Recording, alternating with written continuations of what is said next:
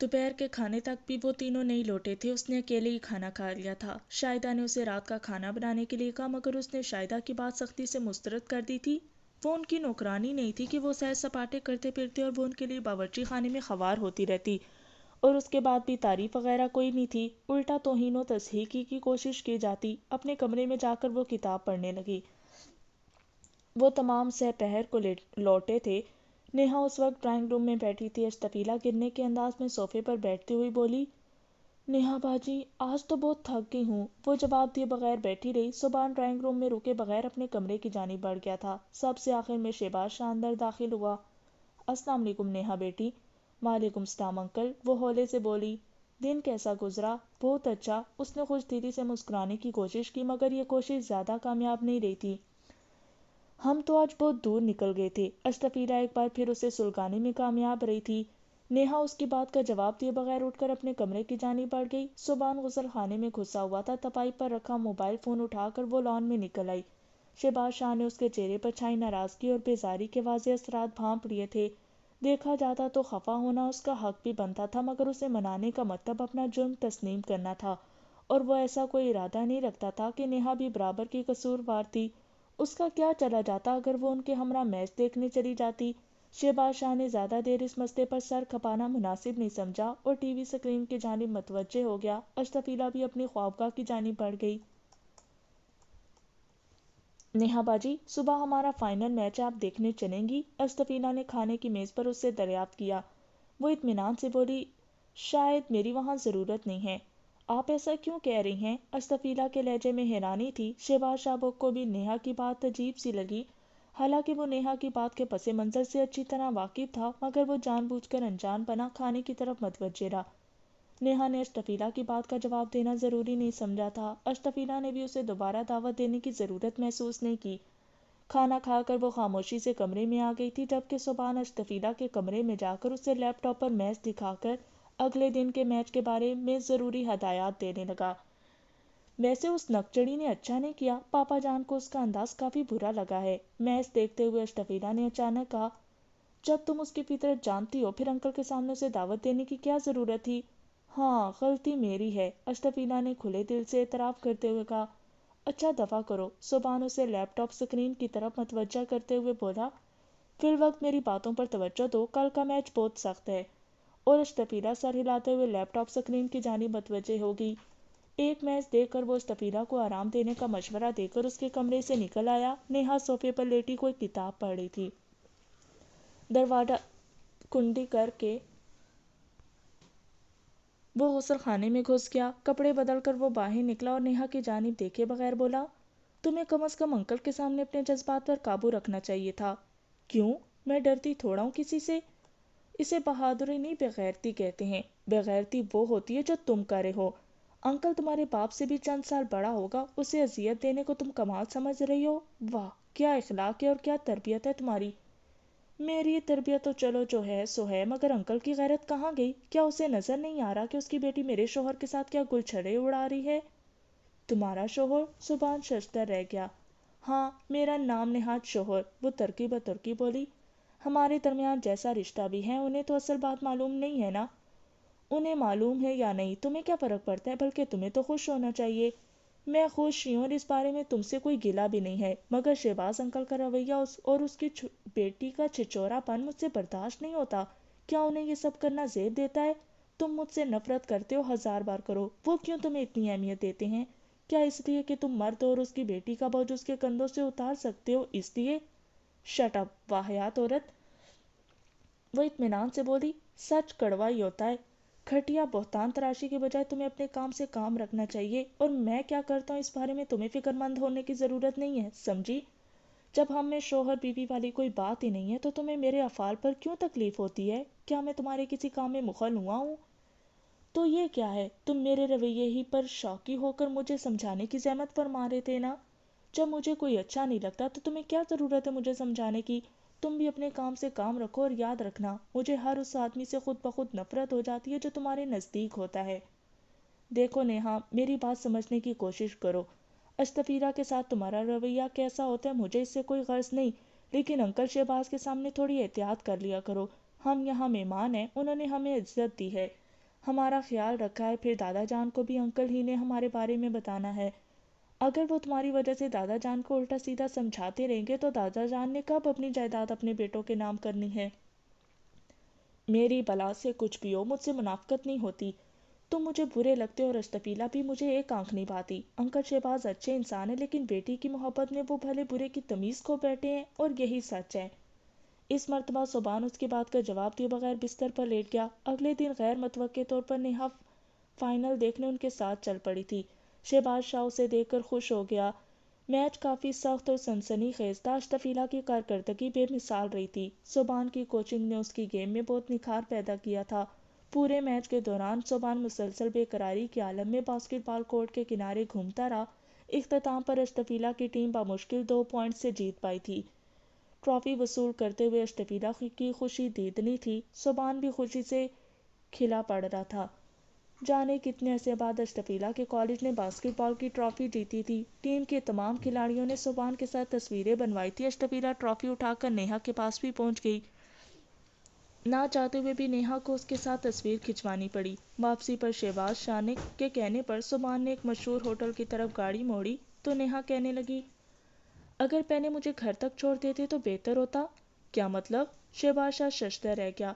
Uncle میری طبیعت ٹھیک نہیں ہے، اس نے صریحاً جھوٹ بولا۔ شہباز شاہ بھی جانتا تھا کہ وہ ان کے ساتھ کہیں نہیں جانا چاہتی، اس لیے غلط بیانی سے کام لے رہی ہے۔ بیٹی، کھانا ہی کھانا ہے، ہم کون سا مقابلے میں حصہ لینے جا رہے ہیں؟ شہباز شاہ نے اسے سمجھانے کی کوشش کی۔ نہیں انکل، ایسی کوئی بات نہیں، اصل میں… چھوڑو اصل نقل کو بیٹی، ہر بات میں ضد نہیں کیا کرتے۔ شہباز شاہ نے اسے بات مکمل نہیں کرنے دی تھی۔ نیہا ہورن بھیج کر خاموش ہو گئی۔ صبحان نے گاڑی ہوٹل کی پارکنگ میں کھڑی کی، تمام کے ساتھ وہ بھی نیچے اتر آئی۔ فیملی کیبن میں بیٹھتے ہوئے شہباز شاہ نے نیہا سے اس کی پسند پوچھی۔ جو آپ کو پسند ہو میں کھا لوں گی۔ اس نے خواہ بدمزگی پیدا کرنا مناسب نہیں سمجھا تھا۔ شہباز شاہ بھی اصرار کیے بغیر کھانا منگوانے لگے۔ اسی وقت صبحان نے شہباز شاہ کے کان میں سرگوشی کی، وہ بیرے کو آرڈر لکھوا رہا تھا، اور ہاں، آدھا کلو مٹن کڑھائی بھی۔ شہباز شاہ نے اس کی پسندیدہ کھانے کا نام لیا۔ کیا یہ اسے صبحان نے بتایا ہے؟ ایک امکانی سوچ اس کے دماغ میں گونجی، مگر اسے کیا پتا کہ میری پسند ناپسند کا؟ اس کے ساتھ ہی ایک خیال اس کے دماغ میں گونجا، لیکن میں بھی تو جانتی ہوں کہ صبحان کو کیا کیا پسند ہے۔ کن سوچوں میں گم ہو بیٹی؟ شہباز شاہ نے اسے مخاطب کیا۔ کچھ نہیں انکل، میں خیالوں کی دنیا سے باہر آئی۔ صبحان اور اشتفیلا کسی بات پر ہنس رہے تھے۔ وہ اشتفیلا کو دیکھنے لگی، وہ بہت خوش نظر آ رہی تھی۔ تو پھر کب ارادہ ہے تمہارا استور جانے کا؟ شہباز نے صبحان سے پوچھا۔ انشاءاللہ کل۔ یہ بھلا کیا بات ہوئی؟ اشتفیلا نے منہ پھلا لیا۔ صبحان ہنسا۔ تو اور کیا، ہنی مون کا سارا وقت نہیں بتا دوں؟ چند دن بعد بھی تو جا سکتے ہیں آپ۔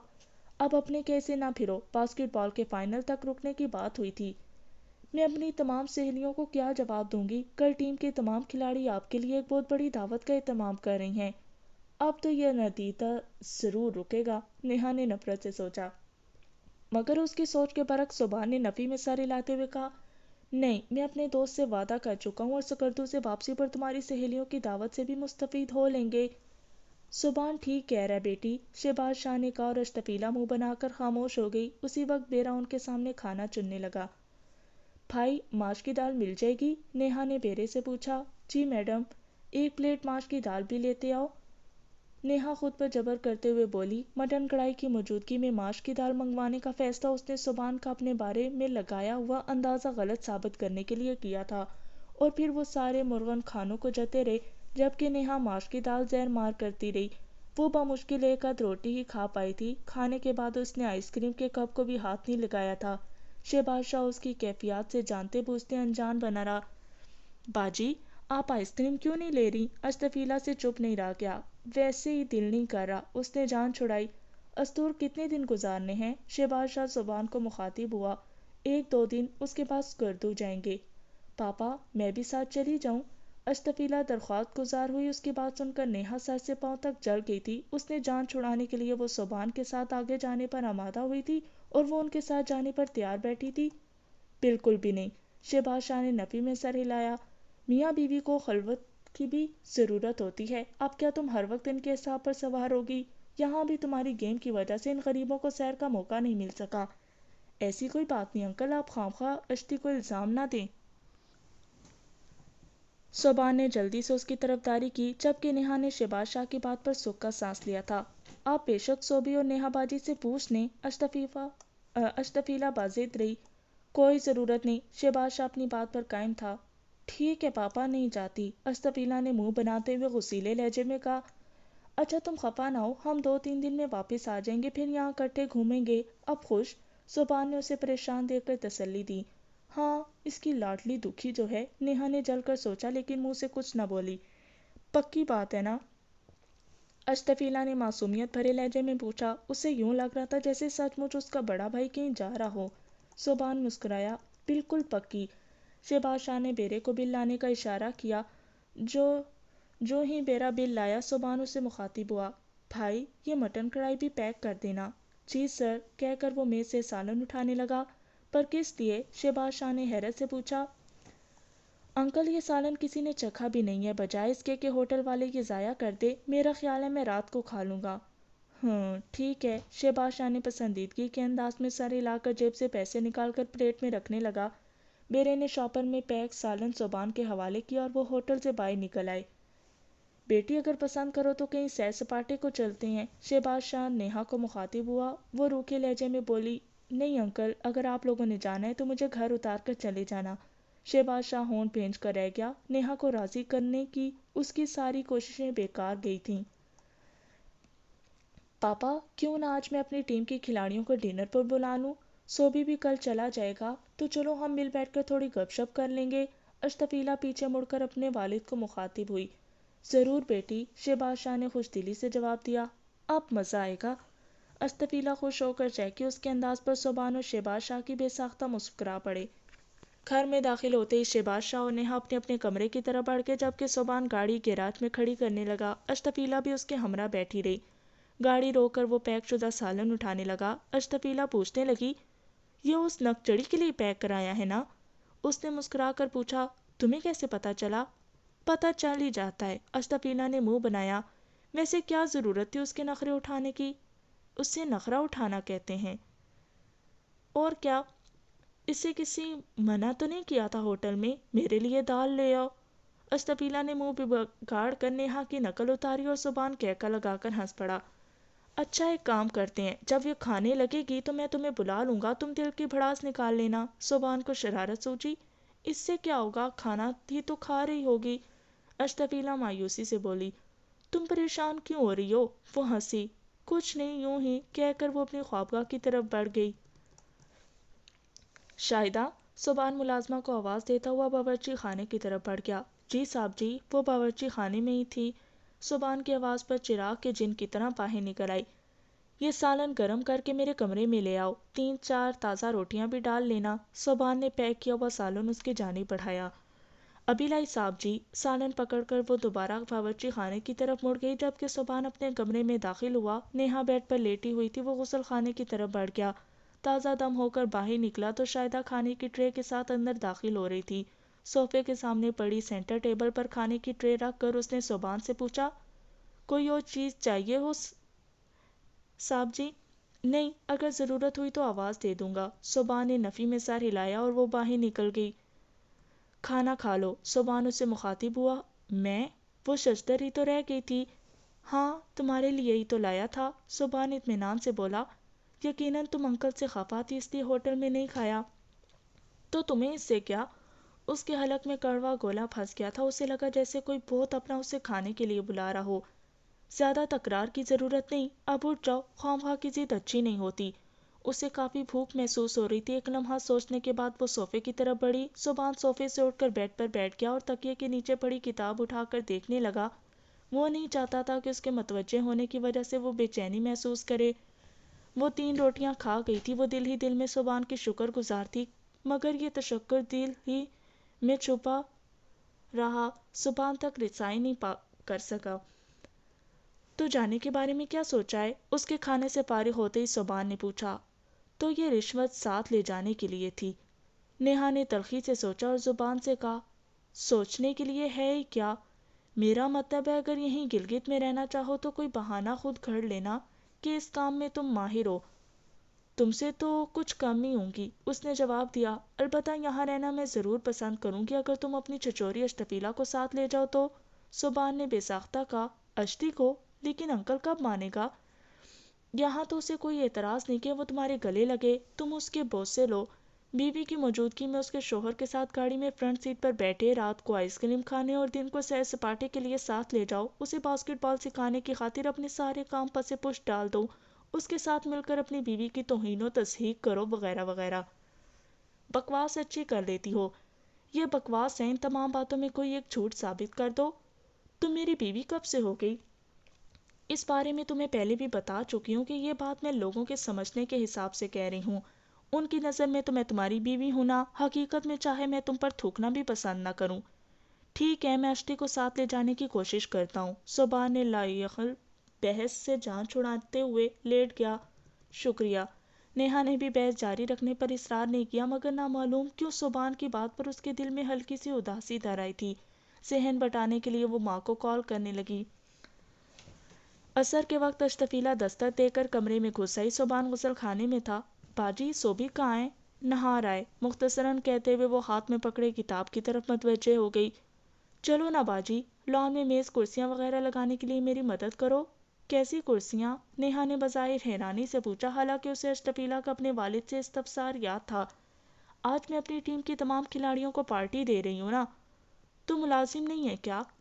کام تھوڑا کرنا ہے، ہم نے تو بس ملازموں کو ترتیب بتانا ہے۔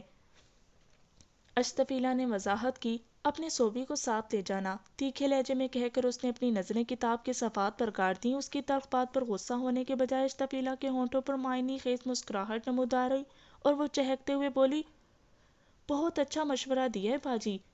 بے شرم، بے حیا، بے غیرت۔ نیہا کے دماغ میں اشتفیلا کے لیے بس اسی قسم کے الفاظ آ سکے جنہیں زبان سے ادا کرنا مناسب نہیں تھا۔ اسی وقت زبان گیلے بالوں پر تولیہ رگڑتا ہوا غسل خانے سے باہر نکلا۔ ارے اشتی، تم کب آئی؟ کافی دیر سے نیہا باجی سے گپ شپ کر رہی ہوں، اشتفیلا بے تکلفی سے بیڈ پر بیٹھتے ہوئے بولی۔ تکیہ اٹھا کر اس نے گود میں رکھ لیا تھا۔ تو بیٹھنے کا خیال ابھی کیوں آیا؟ میرا مطلب ہے اگر تم کافی دیر سے یہاں موجود ہو تو آپ بھی بس بال کی کھال اتارنے لگ جاتے ہو۔ اشتفیلا کے لہجے میں بہرحال اتنی لچک اور لوچ موجود تھی کہ نیہا کا دماغ سلگنے لگا۔ صبان نے کہا، اچھا ہم دونوں نے ایک فیصلہ کیا ہے، لیکن سمجھ نہیں آ رہا کہ اس پر عمل کیسے کیا جائے۔ کیسا فیصلہ؟ اشتفیلا متجسس ہوئی۔ یہی کہ اگر تم میرے ساتھ استور چلتی ہو تو نیہا انکل کے ساتھ یہیں رہ لے گی۔ جھوٹ تو نہ بولیں؟ اشتفیلا نے بے یقینی کے عالم میں نیہا کی جانب دیکھا۔ نیہا کی ساری توجہ ان کی گفتگو پر مبذول ہونے کے باوجود اس کی نظریں کتاب کے صفحات پر ہی گردش کر رہی تھیں۔ مجبوراً اشتفیلا کو اسے مخاطب کرنا پڑا۔ باجی، کیا صوبی سچ کہہ رہا ہے؟ کس بارے میں؟ اس نے انجان بنتے ہوئے اشتفیلا سے پوچھا۔ یہی کہ آپ صوبی کے ساتھ نہیں جانا چاہتی اور… ہاں بولو، اور کیا؟ اسے خاموش ہوتا دیکھ کر نیہا نے اسے شہ دی۔ اور یہ کہ میں صوبی کے ساتھ استور چلی جاؤں؟ نیہا سرسری لہجے میں بولی۔ صحیح ہے، چلی جاؤ، لیکن ایک چھوٹا سا مسئلہ ہے۔ وہ کیا؟ اشتفیلا نے بے ساختہ پوچھا، جبکہ صبان کا دل ناخوشگوار انداز میں دھڑکنے لگا۔ نیہا کا انداز اس بات کا غماز تھا کہ وہ منہ سے کوئی زہر اگلنے والی تھی۔ وہ یہ کہ میں تو انکل کے ساتھ رہ لوں گی، مگر تم صبان کے ساتھ کس حیثیت سے جاؤ گی؟ میرا مطلب ہے کہ تمہارے والد صاحب تمہیں اکیلا جانے کی اجازت دے دیں گے، جبکہ بقول تمہارے تم بچی بھی نہیں ہو۔ کیا بکواس کر رہی ہو؟ اس کی ہرزہ رسائی ایسی نہیں تھی کہ صبان خاموش رہ پاتا۔ اشتفیلا کا چہرہ بھی دھواں دھواں ہو گیا تھا اور آنکھوں میں بے ساختہ نمی اتر آئی تھی۔ باجی، میں نے تو اس لیے کہا کہ… اس سے کوئی بات نہیں بن پڑی اور وہ تیز قدموں سے چلتے ہوئے کمرے سے باہر نکل گئی۔ تم ایک بےہودہ اور واہیات عورت ہو، صبان غصے سے پھٹ پڑا تھا۔ اس نے ترکی بترکی بولا، میں یا تمہاری اشتی؟ یہ بکواس تم نے خود کی تھی کہ اگر میں اشتی کو ساتھ لے جانا چاہوں تو تم یہاں انکل کے ساتھ رکنے کے لیے تیار ہو۔ میں نے طنزیہ کہا تھا، تم تو سچ مچ تیار بیٹھے تھے اپنی لاڈلی کو ساتھ لے جانے کے لیے، اور اس میں کتنی قباحتیں ہیں، اس کی طرف تمہارا دھیان ہی نہیں جا رہا۔ وہ کیا کہتے ہیں، تمہاری الفت نے چھین لی ہے برے بھلے کی تمیز مجھ سے۔ تمہیں شاید اپنی دوپہر کی گفتگو بھول گئی ہے۔ صبان کا بس نہیں چل رہا تھا کہ اس کا سر پھاڑ دیتا۔ یاد ہے، اچھی طرح یاد ہے، تمہاری گندی اور اخلاق باختہ حرکتوں کو اجاگر کیا تھا، لیکن اشٹی صاحبہ کا عشق تمہیں کچھ سوچنے کے قابل چھوڑے تو تمہیں احساس ہو کہ دادا جان کو اگر اس بارے میں معلوم ہو جائے کہ اس کا پوتا موصوف اپنی بیوی کو گلگت میں ایک بوڑھے انکل کے ساتھ چھوڑ کر خود اس انکل کی نوجوان لڑکی کو ساتھ لیے سیر سپاٹے کر رہا ہے، بلکہ رنگ رلیاں منا رہا ہے، تو ان پر کتنا اچھا اثر پڑے گا ہماری اس بناوٹی رشتے کا، اور یقیناً وہ ابو جان اور تمہارے والد کو بلا کر خصوصی شاباش دیں گے۔ یہ ساری بکواس تم اشتی کی توہین کیے بغیر مجھے اکیلے میں بھی کر سکتی تھی۔ زبان سے اور کوئی بات نہیں بن پڑی تھی کہ نیہا کی باتیں تلخ ہونے کے باوجود پر حقیقت تھیں۔ اکیلے ہی میں کر رہی ہوں، اور جہاں تک تمہاری اشتی کا تعلق ہے تو اسے تھوڑا جلاب دینے ضرورت تھی۔ آخر شرم حیا بھی کوئی چیز ہوتی ہے، وہ ایک بیوی کو کہہ رہی ہے کہ وہ اس کے شوہر کے ساتھ جانا چاہتی ہے، مطلب ہے کوئی عقل میں آنے والی بات ہے؟ ایسا اسے میں نے کہا تھا اور تمہارے سامنے کہا تھا، مگر تمہیں بس اس کی تصحیح کا موقع چاہیے تھا۔ ویسے صحیح کہہ رہے ہو، وہ صوفے سے اٹھ کر غسل خانے کا رخ کرتے ہوئے بولی، لیکن دھیان رہے ابھی تک میرا بدلہ پورا نہیں ہوا۔ اس کے غسل خانے میں گھسنے کے بعد وہ چند لمحے بند دروازے کو گھورتا رہا اور پھر باہر کی طرف چل پڑا۔ اشتفیلا کے کمرے کے دروازے پر رک کر اس نے ہلکے سے دروازہ کٹکھٹایا اور کوئی جواب نہ پا کر اندر داخل ہو گیا۔ وہ بیڈ پر سر جھکائے بیٹھی تھی۔ اے اشتی، کیا ہوا؟ اس کے قریب پہنچ کر وہ مستعصب ہوا۔ اس نے اپنی جھکی نظریں اٹھائیں، اس کے آنسو بہنے کے لیے تیار تھے۔ بھیا، اس نے ایسا کیوں کہا؟ وہ سسکی۔ ایسا ہی تو تم چاہتی تھی، صبان نے مسکرا کر جواب دیا۔ میں؟ وہ ششدر ہی تو رہ گئی۔ ہاں تمہیں تو کہتی تھی کہ اس نکچڑی کو جلانا ہے، اب وہ جل کر کچھ الٹا سیدھا بول بیٹھی ہے تو تم پریشان کیوں ہو رہی ہو؟ سڑنے جلنے دو بدتمیز کو۔ مگر اسے یوں بہتان تو نہیں لگانا چاہیے تھا۔ پاگل، وہ تمہیں غصہ دلانا چاہتی تھی۔ صبان اس کے ساتھ ہی بیٹھ گیا۔ اور یاد رکھنا، کچھ منہ بولے رشتوں میں اس طرح کی بہتان تراشی برداشت کرنا پڑتی ہے۔ مگر کیوں؟ اس لیے کہ دیکھنے والے صرف ظاہر پر نگاہ رکھتے ہیں، وہ دوسروں کے احساسات و جذبات سے ناواقف ہوتے ہیں۔ اب اس بےہودہ کو کیا پتا کہ تمہارا اور میرا رشتہ کیا ہے؟ بھیا، میں تو اپنی نگاہوں میں گر گئی ہوں نا، کیا تم مجھے اپنا بھیا نہیں سمجھتی ہو؟ دل کی گہرائیوں سے بھیا، اللہ پاک کی قسم، آپ کے لیے میرے دل میں بس ایسے جذبات ہیں جیسے پاپا کے لیے ہیں۔ تو پھر بدخواہوں کے طعنوں سے کیا ڈرنا؟ اتنی جلدی ہار مان گئی ہو؟ نہیں بھیا، اشتفیلا کے ہونٹوں پر تبسم ظاہر ہوا۔ پگلی، اسے اس بات کی تکلیف ہے کہ تم مجھے اتنی پیاری کیوں ہو، اور یہی وجہ ہے کہ وہ اونچے کنڈوں پر اتر آئی ہے۔ اس نے بات ہی اس طرح سے کی تھی کہ مجھے غصہ آ گیا۔ وہ ہے ہی ایسی، تمیز تہذیب شرم اخلاق کچھ بھی تو اسے چھو کر نہیں گزرا۔ اب یہ الفاظ تو میں اس کے خلاف استعمال نہیں کر سکتی، آخر کو وہ میری پیاری بھابھی جان ہے۔ اشتفیلا خوش ہوتے ہوئے بولی۔ صبان کی باتوں نے اس کے دل پر چھائے غم کے بادلوں کا نام و نشان بھی نہیں چھوڑا تھا۔ تو اسے بتا دینا تھا نا کہ ہمارے درمیان کیا رشتہ ہے۔ بالکل بھی نہیں، اشتفیلا نے خوشی سے چہکتے ہوئے کہا۔ چلنے دو نکچڑی کو، پھر منہ بسورتی ہوئی اپنے کمرے میں خود ہی آ چھپتی ہو، صبان نے اسے چھیڑا۔ اب ایسا نہیں ہوگا، اشتفیلا ایک عزم سے بولی۔ گڈ، اب یہ بتاؤ کہ تم ہمارے کمرے میں کیوں آئی تھی؟ او بھیا، میں تو آپ کو بلانے آئی تھی تاکہ لان میں مہمان کو بٹھانے کی کوئی جگہ بنا لے۔ چلو پھر لان میں چلتے ہیں۔ صبان اس کے ساتھ لان کی طرف بڑھ گیا۔ نیہا غسل خانے سے نکلی تو شاہدہ اسے منتظر نظر آئی۔ السلام علیکم بی بی جی۔ شاہدہ، کیا بات ہے؟ اس نے حیرانی سے پوچھا۔ شاہدہ نے جھجکتے ہوئے کہا، بی بی جی، آپ سے ایک عرض کرنا تھی۔ ہاں کہو بی بی جی۔ اشتفیلا بی بی آج اپنی سہیلیوں کو پارٹی دے رہی ہیں، باقی سب کچھ تو میں نے تیار کر لوں گی، اگر آپ چائنیز رائس بنانے میں میری کچھ مدد کر دیتی۔ میں کسی کی نوکر نہیں ہوں، ان کے لیے کھانا بھی تیار کرو اور پھر اپنی توہین بھی کرواؤ، وہ لجاجت سے بولی۔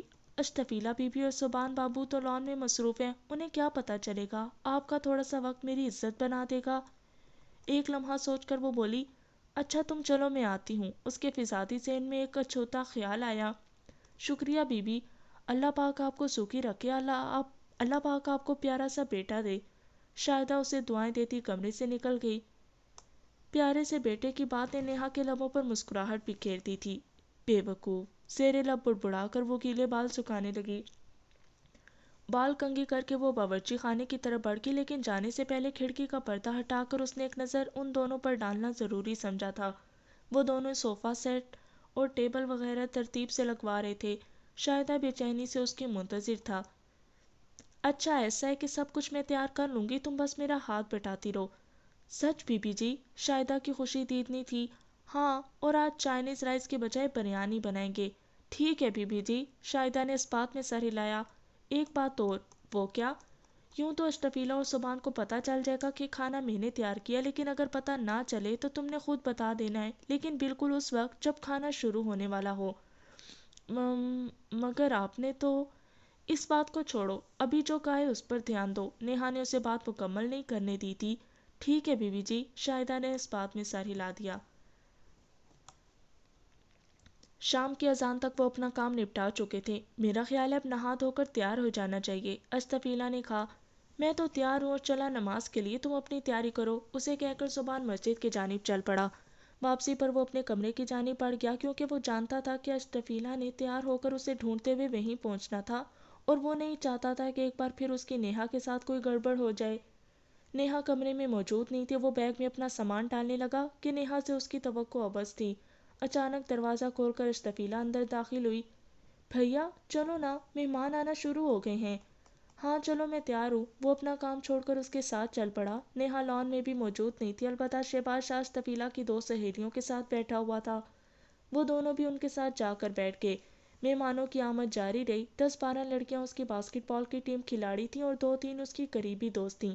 اپنے اسکول کے باسکٹ ٹیم کے کوچ اور 3-4 پروفیسروں کو بھی اشرفیلا نے مدعو کیا تھا۔ سردی کافی زیادہ تھی، اس لیے صوفوں کے درمیان میں کوئلوں کی بڑی بڑی انگیٹھیاں روشن کر کے رکھ دی گئی تھیں۔ ان کی تپش نے ماحول کو کافی خوشگوار کر دیا تھا، ورنہ اس وقت باہر لان میں بیٹھنا ممکن نہیں ہوتا۔ دولت سے موسم تو نہیں خریدا جا سکتا، لیکن موسم کے اثرات سے اچھی طرح بچا جا سکتا ہے۔ تمام مہمان پہنچ گئے تھے اور خوشخبریوں میں مصروف تھے۔ نیہا ابھی تک نہیں پہنچی تھی۔ شہباز شاہ کو اس کی غیر موجودگی ناگوار گزر رہی تھی، جانے اسے کسی نے بتایا نہیں تھا یا وہ خود ہی نہیں آنا چاہتی تھی۔ مہمانوں کے سامنے اسے اشرفیلا اور صبان سے استفسار کرنا بھی معیوب لگا۔ آخر اس سے رہا نہ گیا اور وہ مہمانوں سے معذرت کرتا ہوا اس کا پتہ کرنے چل پڑا۔ اپنے کمرے میں وہ موجود نہیں تھی۔ باورچی خانے میں جھانکنے پر وہ اسے چولہے کے سامنے کھڑی نظر آئی۔ ارے نیہا بیٹی، میں تمہیں کمرے میں تلاش کرتا پھر رہا ہوں۔ خیر تو ہے انکل؟ اگر کھانا تم تیار کریے تو پھر تو لگتا ہے خیر نہیں ہے۔ میرا مطلب ہے کھانے کی خیر نہیں ہے۔ ہاں ہاں ہاں، اس نے کہکا لگایا۔ اب اتنا اچھا بھی نہیں بناتی انکل۔ یہ تو مجھ سے پوچھو بیٹی۔ وہ آگے بڑھ کر اس کے سر پر ہاتھ رکھتے ہوئے پوچھنے لگا۔ ویسے اس مہربانی کی وجہ پوچھ سکتا ہوں؟ صاحب جی، میں نے منت کی تھی کہ آج مہمان آ رہے ہیں، مجھے تھوڑا سمجھا دو، مگر بی بی جی نے تمام کھانے اپنے ہاتھ سے تیار کرنے شروع کر دیے۔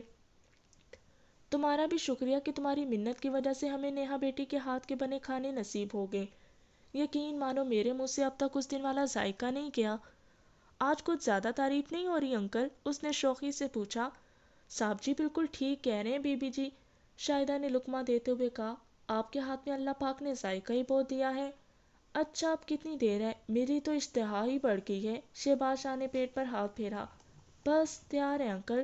تو ٹھیک ہے، باقی کام شاہدہ اور دوسرے ملازم کر لیں گے، تم جلدی سے تیار ہو جاؤ، میرا خیال ہے کافی دیر سے چولہے کے سامنے کھڑی ہو۔ میں تیار ہوں انکل، اور موسم اتنا سرد ہے کہ چولہا تو آج کل قسمت والوں کو نصیب ہوتا ہے، البتہ اچھی نہیں لگ رہی تو پھر کچھ میک اپ کر لیتی ہوں۔ اچھی تو میری بیٹی ہر حال میں لگتی ہے، اتنی پیاری، اتنی خوبصورت۔ شہباز شاہ شفقت سے بولا۔ اس کے شفقت بھرے لہجے نے نیہا کے دل میں ندامت پیدا کر دی تھی کہ وہ اتنے اچھے شخص کے متعلق کئی بار نازیبا انداز میں سوچ چکی تھی، بلکہ کبھی کبھی تو وہ صبان کے سامنے بھی شہباز شاہ کے متعلق سخت الفاظ استعمال کر دیتی۔ شکریہ انکل، میں بس 5 منٹ میں آئی۔ شہباز شاہ جانے کے ارادے سے مڑا۔ انکل بات سنیں، نیہا نے ایک دم اسے پکارا۔ جی بیٹی، وہ رک کر اس کی جانب متوجہ ہوا۔ انکل جب تک تمام کھانا کھانا شروع نہیں کر دیتے اس وقت تک کسی کو نہیں بتانا کہ کھانا میں نے تیار کیا ہے۔ کیوں؟ شہباز شاہ نے حیرانی سے پوچھا، اور پھر نیہا کے جواب دینے سے پہلے اس کے لبوں پر معنی خیز مسکراہٹ نمودار ہوئی اور وہ اچھا ٹھیک ہے کہتے ہوئے واپس مڑ گیا۔ نیہا جب لان میں پہنچی تو ملازموں نے ڈائننگ ٹیبل پر کھانا لگانا شروع کر دیا تھا۔ پاپا نک چڑھی کو بلانے گئے تھے؟ اشتفیلا ساتھ بیٹھے صبان کو دبے لہجے میں مخاطب ہوئی، حالانکہ اس بدتمیز کو خود آنا چاہیے تھا۔ صبان بھی سرگوشی کے انداز میں بولا۔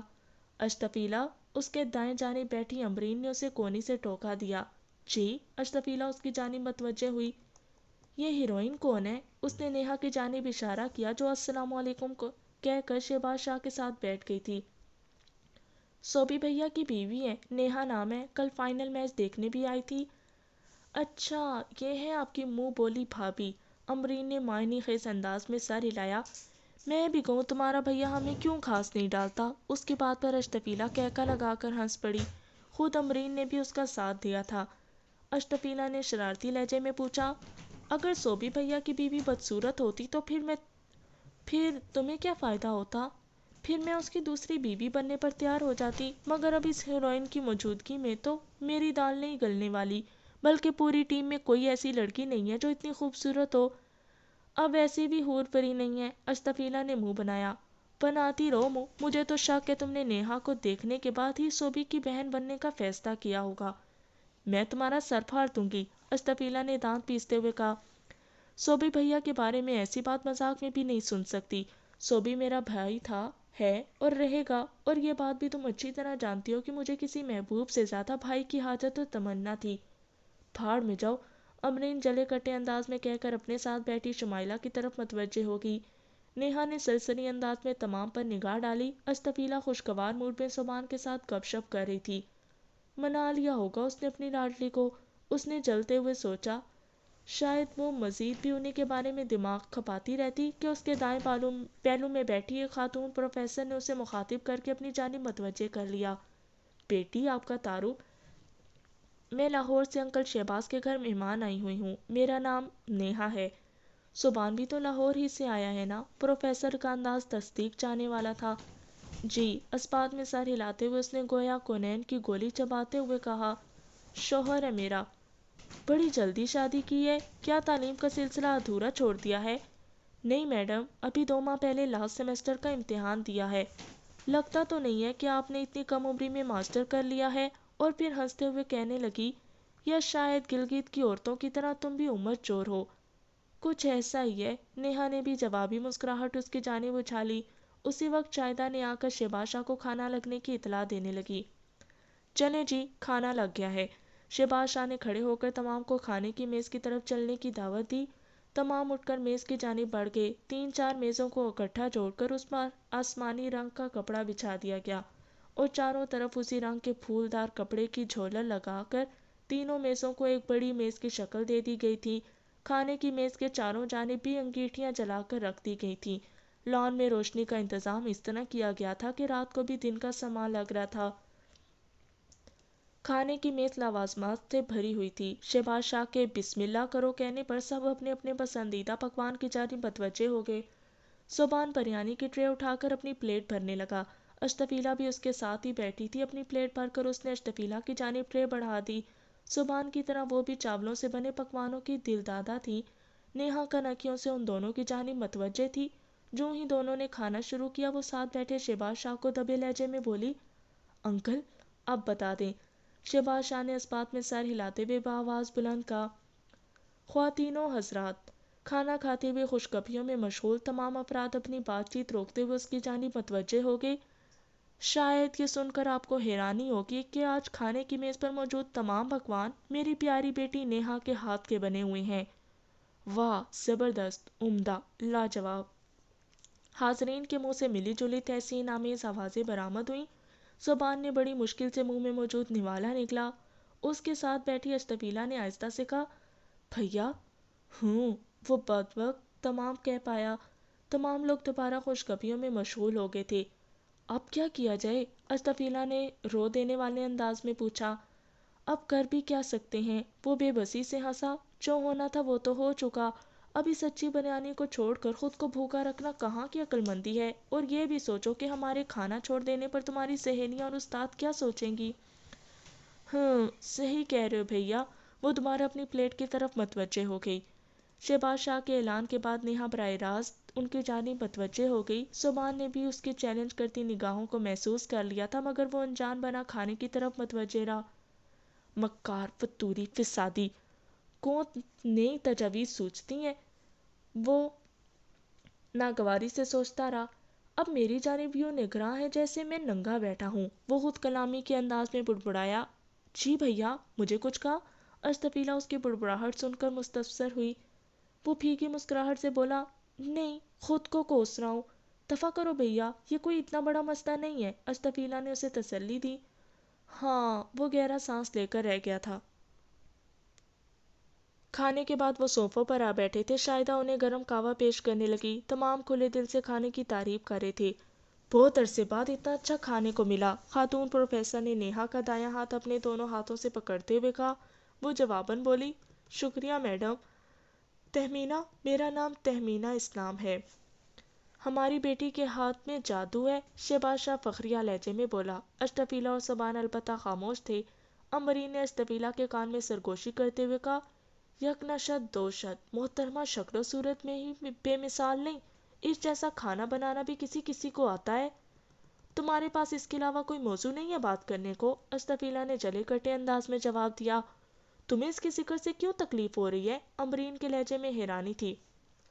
گھبراؤ مت، اطمینان سے اپنا تعلیمی سلسلہ مکمل کرو، کوئی نہ کوئی قسمت کا مارا پھنس ہی جائے گا، کواری نہیں بیٹھی رہوگی۔ تم سے بات کرنا ہی فضول ہے۔ امبرین ہاتھ میں پکڑی پیالی سے قہوے کا گھونٹ بھرنے لگی۔ قہوہ پی کر چند منٹ مزید خوش گپیاں ہوئیں اور پھر تمام جانے کے لیے تیار ہو گئے۔ باسکٹ بال ٹیم کے کوچ اور تینوں پروفیسروں نے صبحان کا خصوصی شکریہ ادا کرتے ہوئے تھوڑا سا وقت بھی مانگا تھا تاکہ وہ اس کے اعزاز میں پارٹی دے سکیں۔ صبحان نے مسکرا کر کہا، میں چند دن کے لیے اسکردو جا رہا ہوں، واپسی پر انشاءاللہ آپ دعوت سے ضرور بہرہ مند ہوں گے۔ ہمارے لیے خوشی کی بات ہوگی، سینئر پروفیسر نے خوش دلی سے کہا اور ہنسا، لیکن یہ بتا دے کہ ہمارے پاس کوئی ایسا شیف موجود نہیں ہے جو آپ کی بیوی جیسا پکا سکے۔ اسی کا معاوضے پر منگوا لینا، کچھ خرچہ پانی بن جائے گا بیچاری کا۔ صبحان نے عام سے لہجے میں کہا، مگر اس کے پس پردہ طنز سے نیہا ناواقف نہیں تھی۔ دوسرے البتہ کہکا لگا کر ہنس پڑے۔ کچھ ایسا ہی کرنا پڑے گا، میڈم تہمینہ نے کہا۔ مرد پروفیسروں نے نیہا اور اشرفیلا کے سر پر ہاتھ پھیرا اور شہباز شاہ سے گلے مل کر رخصت ہونے لگے۔ لڑکیوں نے باقاعدہ نیہا کو گلے لگایا تھا۔ ان کی شرارتی باتیں اور چھیڑ خانی پر نیہا کو بھی ہنسی آ گئی۔ وہ اتنی بری اور چھچوری بھی نہیں تھی جتنا وہ انہیں سمجھے بیٹھی تھی۔ صبحان کے ساتھ بھی ٹیم کی تمام کھلاڑیوں نے گرم جوشی سے ہاتھ ملایا اور وہ رخصت ہو گئیں۔ تین لڑکیوں کے پاس سواری کا بندوبست نہیں تھا، انہیں گھر چھوڑنے کے لیے اشرفیلا نے اپنا ڈرائیور بھیج دیا تھا۔ ملازم برتن اور سامان سمیٹنے لگے جبکہ وہ اپنے کمروں کی طرف بڑھ گئے تھے۔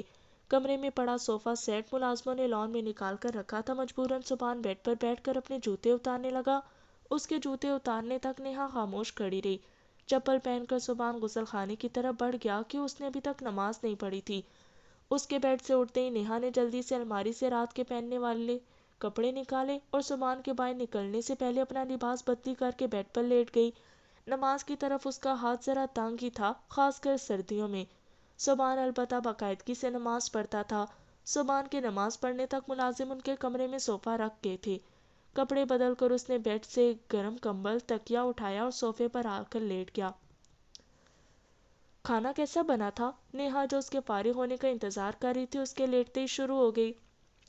صبحان نے اس کی بات کا جواب دینے کی ضرورت محسوس نہیں کی تھی۔ وہ دوبارہ بولی، ویسے عجیب بات ہے کہ آج تم دونوں کو کھانے میں کوئی خرابی نظر نہیں آئی۔ تمہارا پکا ہوا کھانا مہمانوں کی وجہ سے زہر مار کیا ہے محترمہ۔ ہاں ہاں ہاں، نیہا نے کہکا لگایا۔ چلو مان لیا، مگر اس دن شاہدہ چوری چھپے چائنیز رائس کی ٹرے اور سالن کا ڈونگا بھر کر تمہاری لاڈلی کے کمرے میں لے جا رہی تھی۔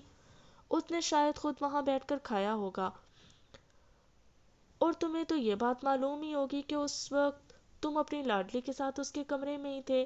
ویسے شاہدہ کو باورچی خانے میں کھانا کھانے میں کیا قباحت تھی، یہ تم ہی بتا سکتے ہو۔ صبحان کی غلط فہمی تو دور ہو گئی تھی کہ نیہا کی اس حرکت سے بے خبر تھی، البتہ اسے یہ حیرانی ضرور تھی کہ اس دن کھانا کھا کر جب وہ کمرے میں آیا تھا تو ان دونوں کی اس موضوع پر اچھی خاصی بحث ہوئی تھی۔ اس وقت جانے کہ اس نے یہ بات نہیں اگلی تھی۔ اس کا نتیجہ تو یہی نکلتا تھا کہ اس وقت محترمہ اس بات سے بے خبر تھی۔ بعد میں کسی نے اسے یہ بات بتا دی تھی، اور یہ بات بتانے والا شاہدہ کے علاوہ کون ہو سکتا تھا؟ مجھے تمہاری بکواس سننے کا کوئی شوق نہیں ہے، مہربانی فرما کر لائٹ آف کرو اور سو جاؤ۔ اس نے کمبل میں اپنا منہ چھپا لیا۔ ہاں ہاں ہاں، نیہا کا نکرئی کہکا اس کے دل کی دنیا زیر و زبر کر گیا تھا۔ اسے خاموش پا کر وہ گنگنانے لگی، انوکھا لاڈلا کھیلن کو مانگے چاند رے، کیسی انوکھی بات رے۔ صبان کا جی چاہا کہ اسے ڈانٹ کر کہہ دے کہ اپنی بکواس بند کرے اور اسے سونے دے، مگر کوشش کے باوجود وہ یہ بات ہونٹوں سے نہیں نکال سکا۔ نیہا کی سریلی آواز نے اسے مسحور کر دیا تھا۔ اس کے لہجے کا اتار چڑھاؤ، گلے کا لوچ، آواز کی مٹھاس، الفاظ کا تلفظ اور ادائیگی ایسی تھی کہ وہ مسحور ہو گیا۔ یہ غزل تو ٹینا ثانی اور فریدہ خانم بھی اس طرح نہیں گا سکی تھی جیسا وہ بغیر کسی ساز کے گنگنا رہی تھی۔ اس کا دل چاہ رہا تھا وہ گاتی رہے اور وہ سنتا رہے۔ وقت تھم سا گیا تھا۔ غزل ختم ہوئی، کمرے میں ایک دم خاموشی چھا گئی۔ کاش یہ کچھ اور گنگنا لے۔ اس کے دل میں شدت سے خواہش ابھری، یہاں تک کہ اس خواہش سے مغلوب ہو کر وہ اسے خود ہی کہنے والا تھا کہ پلیز کچھ اور گا کر سناؤ، مگر اس سے پہلے ہی وہ ایک اور گیت گنگنانے لگی۔ وہ یقیناً اسے چڑھانے کے لیے گا رہی تھی، اسے تنگ کر رہی تھی، لیکن یہ نہیں جانتی تھی کہ صبان کے لیے مدھر آواز لوری کا کام دے رہی تھی۔ ایسی لوری جس سے نیند نہیں لذت آتی، جسے سننے والا تھکتا نہیں۔ وہ کافی دیر اس امید پر گاتی رہی کہ شاید وہ اسے روکے ٹوکے گا، مگر صبان دم سادے پڑا رہا۔ اب شرمندگی سے بات بھی نہیں کر سکتا۔ گھنٹہ بھر کی ریاضت کے بعد اس نے وہ شغل ترک کیا اور سونے کے لیے لیٹ گئی۔ صبان کی بولتی بند کر کے اسے بہت خوشی محسوس ہو رہی تھی۔ صبح کی نماز پڑھ کر صبان نے اپنا سامان پیک کیا، نیہا نے بھی اپنا سامان بیگ میں ڈال لیا تھا۔ ان کے سامان پیک کرنے تک شاہدہ ناشتہ تیار کر چکی تھی۔ شہباز شاہ اور اشتفیلہ کے ساتھ ناشتہ کر کے وہ جانے کے لیے تیار ہو گئے۔ کلنڈری اشتفیلہ کے چہرے پر چھائی اداسی واضح نظر آ رہی تھی۔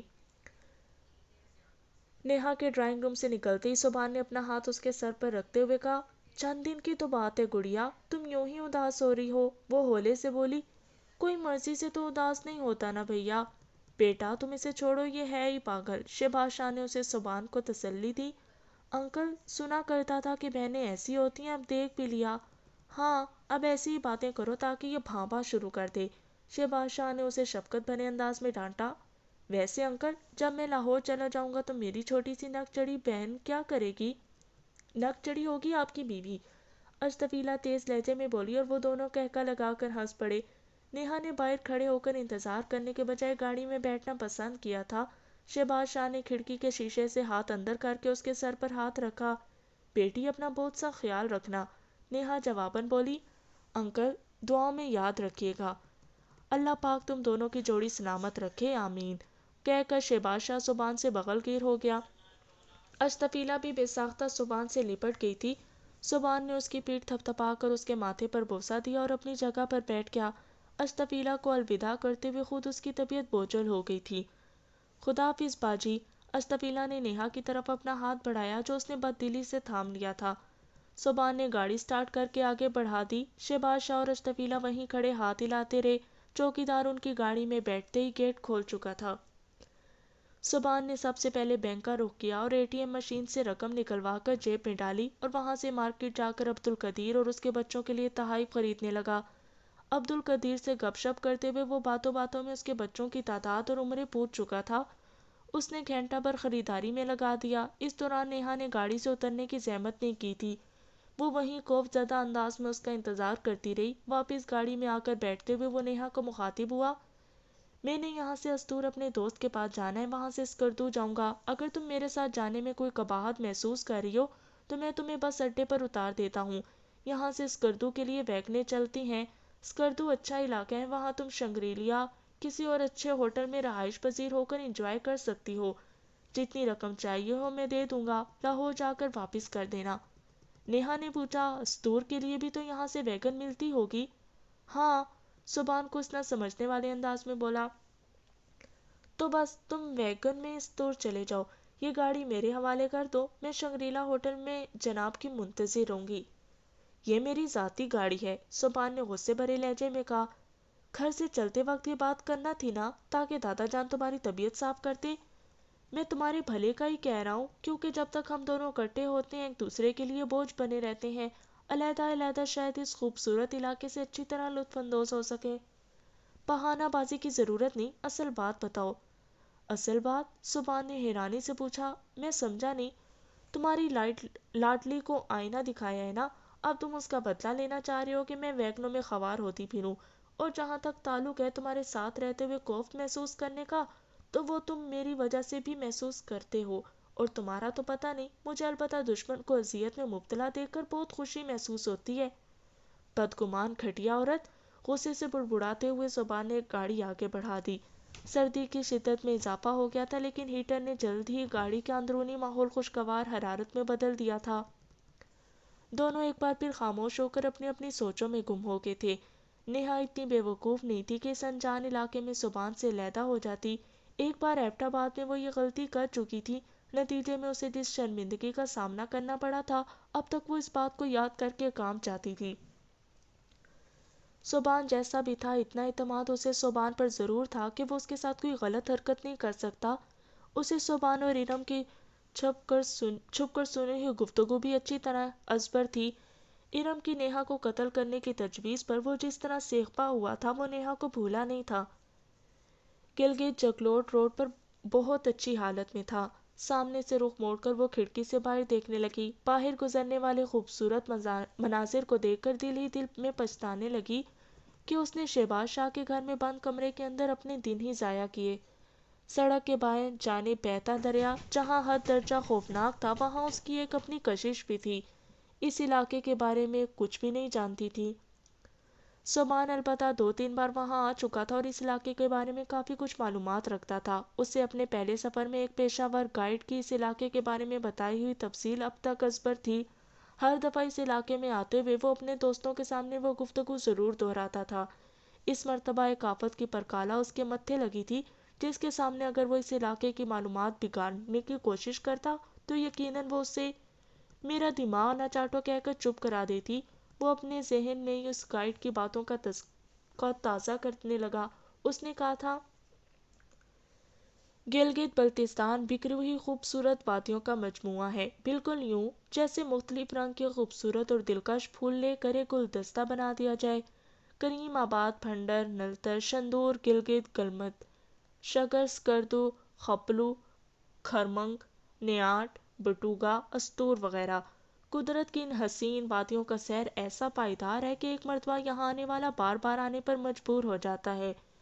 دنیا کی دوسری بلند ترین چوٹی کے کیٹو انہی خوبصورت وادیوں کا حصہ ہے۔ اس کا رستہ سکردو میں سے ہو کر جاتا ہے۔ اس کے علاوہ نانگا پربت، راکا پوشی، مشابروم وغیرہ کی بلند ترین چوٹیاں بھی اسی خطے میں ہی واقع ہیں۔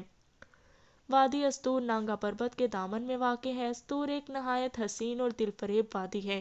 ماضی میں دیا میر اور استور کے سرداروں کے درمیان اکثر و بیشتر تصادم ہوا کرتے تھے۔ بعد میں یہ خطہ مغلوں، افغانوں، ڈوگروں کے زیر تسلط رہا، مگر 1947 میں یہاں کے جانبازوں نے ڈوگروں تسلط کے خلاف علم بغاوت بلند کیا۔ مرزا حسن خانو، جو اس تحریک آزادی کے روح رواں رہے، ان کا تعلق بھی استور سے تھا۔ مجاہدین نے کشمیر انفنٹری کی 6ٹی بٹالین کا راستہ روکا اور نومبر کے یخ بستہ موسم میں استور کے راستے مادر وطن کا تحفظ کیا۔ یوں استور پاکستان کا حصہ بن گیا۔ یہاں موسم تو پورا سال ہی سرد رہتا ہے، البتہ اگست گزرنے کے بعد تو باقاعدہ سردی کی شروعات ہو جاتی ہے۔ اونچائی پر ستمبر کے پہلے ہفتے میں ہی برف باری شروع ہو جاتی ہے، جبکہ ذرا نیچے کے علاقوں میں اکتوبر کے آخر اور نومبر کے شروع میں برف باری کی ابتدا ہوتی ہے، اور آئے روز یہ سردی بڑھتی جاتی ہے۔ استور وادی صدیوں سے سری نگر اور چین کے درمیان تجارت کا ایک قدیم روٹ بھی ہے۔ استور 2004 سے پہلے دیا مرزلہ ہی کا حصہ تھا، جس کو بعد ازاں ایک الگ ضلع کی حیثیت دے دی گئی۔ اس کا صدر مقام گوری کوٹ کو بنایا گیا۔ استور سے آگے جب چنم کی طرف سفر کریں تو گوری کوٹ رستے آتا ہے۔ اس گائیڈ نے یہ بھی کہا تھا کہ شمال میں آتے وقت ہمیشہ اس بات کا خیال رکھیں کہ آپ کے ہر منصوبے پر کسی وقت بھی پانی پھر سکتا ہے، کیونکہ کہیں لینڈ سلائیڈز کے مسئلے ہیں تو کہیں کوئی ٹوٹا پل آپ کے ارمان خاکستر کر دے گا، لہٰذا متبادل پروگرام ہر وقت پاس ہونا چاہیے۔